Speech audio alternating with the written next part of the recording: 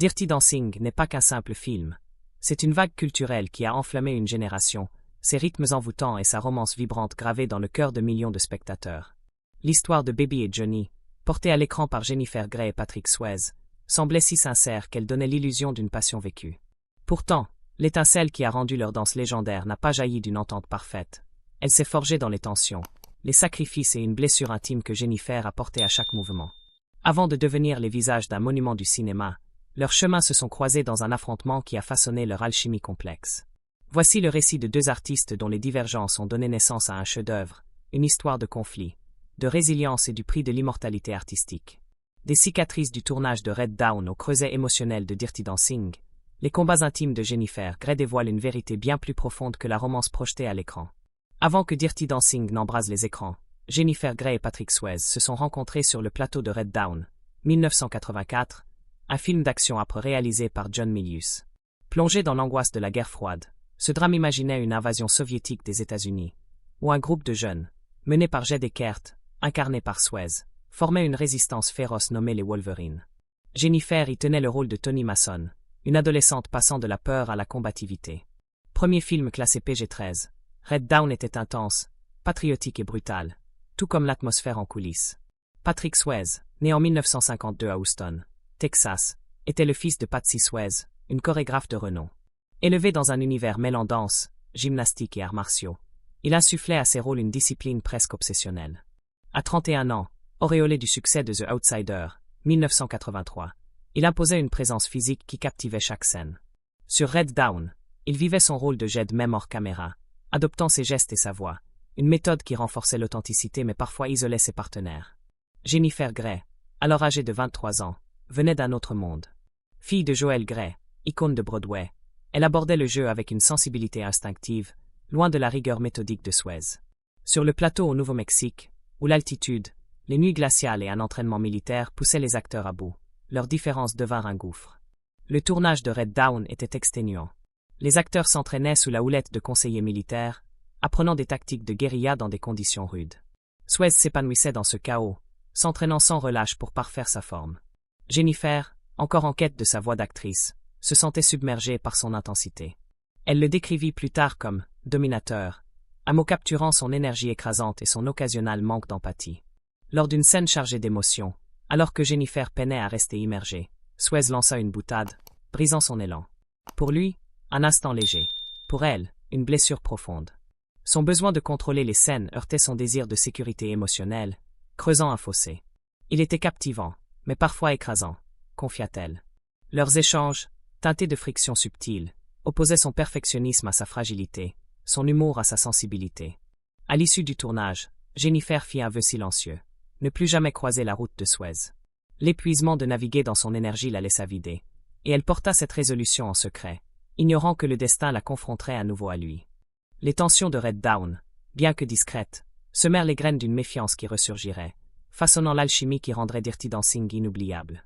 En 1986, Dirty Dancing était un défi audacieux, un film indépendant à petit budget de 5 millions de dollars, inspiré des souvenirs d'Eleanor Bergstein sur l'éveil d'une jeune fille à travers la danse et l'amour en 1963. Jennifer Grey fut choisie pour incarner Frances, Baby, Ousmane, sa vulnérabilité vibrante idéale pour une héroïne en quête d'elle-même. Mais trouver Johnny Castle, l'instructeur de danse issu d'un milieu populaire, était un casse-tête. Le rôle réclamait une alchimie rare, un danseur accompli doté d'un charisme brut et d'une profondeur émotionnelle. Des dizaines d'acteurs auditionnèrent, certains avaient l'allure mais pas la grâce, d'autres dansaient sans âme. Le temps pressait, et les producteurs étaient aux abois. Le nom de Patrick Swayze surgit. À 34 ans, il était un talent affirmé, formé à la danse dans les prestigieuses écoles Harkness et Joffrey, avec des rôles dans The Outsider et Youngblood, 1986. Son passé de danseur en faisait un choix naturel, mais un obstacle se dressait, Jennifer Grey. Les producteurs, conscients de leur passé sur Red Dawn, l'approchèrent avec prudence. Jennifer hésita, les souvenirs de l'intensité de Swayze encore brûlants. Je doutais de pouvoir revivre cette tension, avoua-t-elle plus tard. Face à l'urgence, les producteurs insistèrent pour un test à l'écran. Ce qui suivit changea la donne. Avant l'audition, Swayze fit preuve d'une audace inattendue. Il s'approcha de Jennifer en privé, abandonnant son assurance habituelle pour une sincérité désarmante. « Je sais que tu ne veux pas de moi ici, » murmura-t-il, la voix empreinte d'émotion. « Je regrette Red Dawn. Je t'admire, et je crois qu'on peut créer quelque chose d'unique ensemble. Sa vulnérabilité la bouleversa. Les larmes aux yeux, elle découvrit un Suez qu'elle n'avait jamais vu, un homme prêt à reconnaître ses torts, implorant une chance. Leur test à l'écran fut incandescent. La tension, autrefois un frein, devint une flamme. Chaque regard, chaque pas portait une énergie brute, une attirance mêlée de méfiance, une frustration teintée d'admiration. Les producteurs parlèrent d'un « éclair capturé ». Ce qui aurait pu briser le film devint son cœur battant. Suez fut choisi pour Johnny, et Jennifer accepta, bien que ses appréhensions persistaient. Le tournage débuta à l'été 1986 à l'Éclure, en Caroline du Nord, un cadre idyllique mais impitoyable. Le budget limité imposait des décors rudimentaires, des costumes recyclés et des horaires harassants. La chaleur écrasante et les longues journées amplifiaient la pression. Jennifer, novice en danse, affrontait un défi colossal pour maîtriser des chorégraphies complexes. Chaque faux pas semblait un échec sous le regard exigeant de Suez, dont la précision de danseur classique visait la perfection. La présence de Patsy Suez, chorégraphe sur le plateau, ajoutait une intensité supplémentaire, exigeant une exécution sans faille. La rigueur de Suez était à la fois une force et un poids. Il exécutait lui-même ses cascades, refusant les doublures malgré une blessure au genou aggravée lors de la scène de l'équilibre sur la bûche. Entre les prises, il appliquait de la glace, grimaçant de douleur, mais son impatience perçait lorsque Jennifer trébuchait. Son rire nerveux, une échappatoire face à la pression, l'exaspérait. Une scène devint légendaire, celle où Johnny caresse le bras de Baby, censé être intime, fut perturbée par les éclats de rire de Jennifer. Prise après prise, le moment romantique virait à la comédie. Les soupirs de Suez et son regard crispé trahissaient son irritation, et l'équipe craignait que la scène ne soit abandonnée. Mais le réalisateur Émile Ardolino y vit une pépite. Il conserva une prise où les rires de Jennifer et l'agacement de Suez transparaissaient, capturant la maladresse authentique de Baby et Johnny. Cette spontanéité devint une signature du film. La fatigue physique s'accompagnait d'une tension émotionnelle. Jennifer se sentait observée, chaque mouvement jugé par la discipline de Suez. Il me portait dans un instant, m'ignorait le suivant, confia-t-elle. Son intensité, chaleureuse un moment, distante l'instant d'après, elle la laissait désemparée. Isolée, elle peinait à exprimer ses luttes sur un plateau où chaque retard menaçait le projet. Les contraintes budgétaires amplifiaient la pression. Chaque erreur coûtait cher.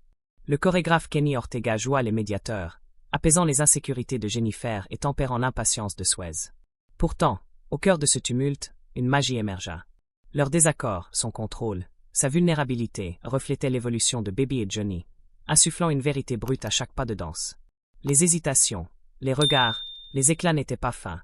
Ils étaient le reflet de deux âmes en conflit forgeant un partenariat. Jennifer portait une blessure secrète.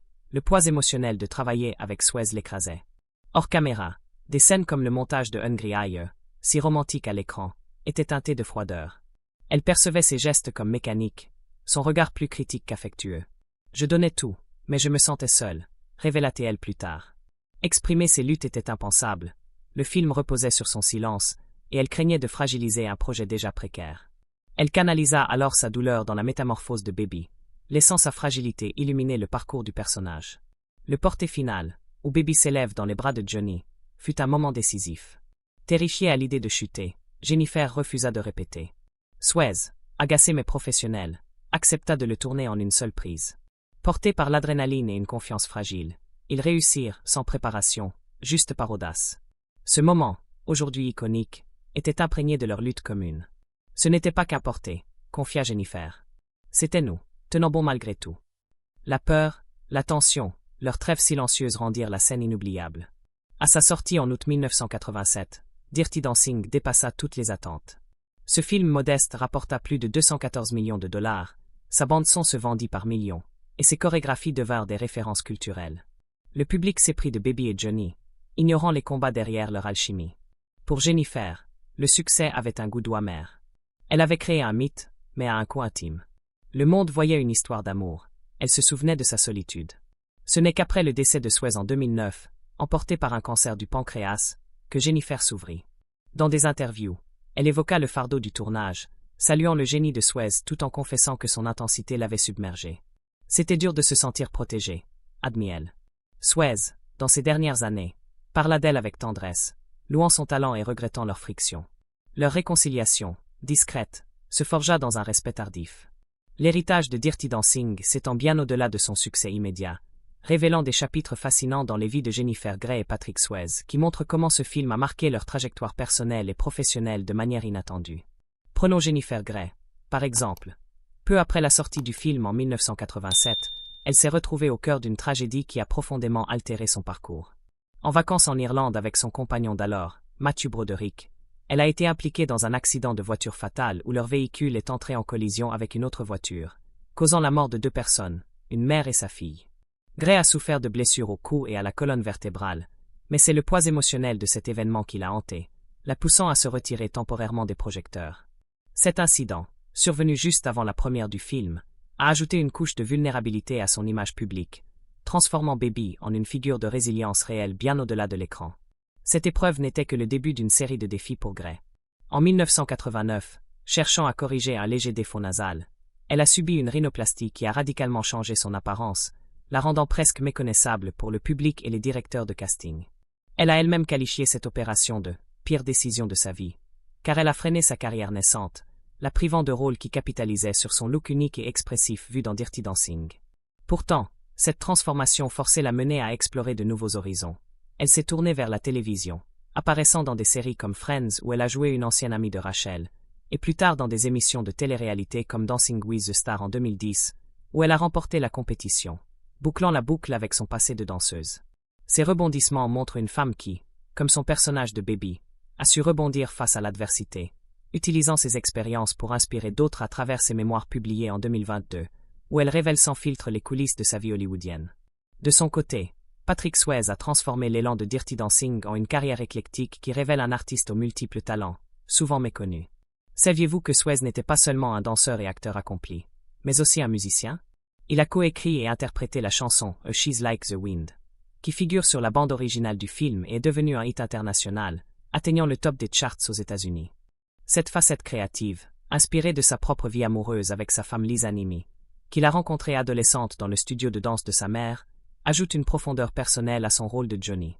Leur mariage, qui a duré plus de 34 ans jusqu'à sa mort, était un pilier de stabilité dans le tourbillon d'Hollywood, et Swayze a souvent crédité Lisa comme sa muse, collaborant avec elle sur des projets comme le film One Last Dance en 2003, où ils ont dansé ensemble une dernière fois. Mais l'aspect le plus captivant de la vie de Swayze post-Dirty Dancing est sa passion pour l'aviation et les sports extrêmes, qui reflète son esprit intrépide. Pilote certifié, il possédait son propre avion et a même survécu à un atterrissage d'urgence en 2000, démontrant une résilience qui écho à ses rôles héroïques dans des films comme Ghost, 1990, ou Point Break, 1991. Ses aventures personnelles l'ont aussi mené à s'engager dans des causes environnementales et humanitaires, comme sa lutte contre la déforestation ou son soutien aux associations contre le cancer, bien avant son propre diagnostic en 2008. Atteint d'un cancer du pancréas avancé, Swayze a continué à travailler sur la série The Beast, filmant des épisodes épuisants sans se plaindre, incarnant jusqu'au bout cette détermination qui avait fait de Johnny un symbole de force. Son autobiographie, coécrite avec Lisa et publiée posthumément, révèle un homme philosophe, influencé par ses racines bouddhistes et sa pratique du zen, qui voyait dans la danse une métaphore de la vie, un équilibre constant entre contrôle et lâcher-prise. Enfin, explorons des anecdotes méconnues du tournage qui ajoutent une saveur unique à Dirty Dancing. Contrairement à l'été ensoleillé dépeint à l'écran, le film a été tourné en automne dans les montagnes de Virginie et de Caroline du Nord, où les feuilles jaunissantes ont dû être peintes en vert pour simuler la saison chaude. La scène iconique du lac, où Baby et Johnny s'entraînent au porté, a été filmée dans une eau à seulement 4 degrés Celsius, causant à Grey et Swayze des engelures aux lèvres, un détail qui explique leurs expressions crispées, transformant la douleur réelle en passion cinématographique. De plus, le film a failli être annulé plusieurs fois en raison de son budget serré et de son thème jugé trop osé pour l'époque, mais l'insistance de la productrice Linda Gottlieb, qui a hypothéqué sa maison pour le financer, a sauvé le projet. Ces éléments soulignent comment Dirty Dancing n'était pas seulement une romance, mais un acte de défiance créative qui a influencé des générations, inspirant des remakes, des musicals à Broadway et même des conventions annuelles où les fans recréent les danses, gardant vivante l'énergie rebelle de Baby et Johnny. Ces révélations sur les vies de Grey et Swayze, de leurs triomphes personnels à leurs batailles intimes, enrichissent le mythe de Dirty Dancing, montrant que derrière chaque pas de danse se cache une histoire humaine, pleine de rebondissements qui captivent encore aujourd'hui. Dirty Dancing endure parce qu'il sonne vrai. Les maladresses, les regards, les portées électrisants, ce n'était pas seulement une chorégraphie, mais le fruit de 2 âmes aux prises avec leurs différences. Le silence de Jennifer sauva le film, permettant à sa magie d'éclore. Son secret n'était pas un scandale, mais un témoignage de sa force à une actrice qui a transformé sa douleur en une performance qui touche encore, près de 40 ans plus tard.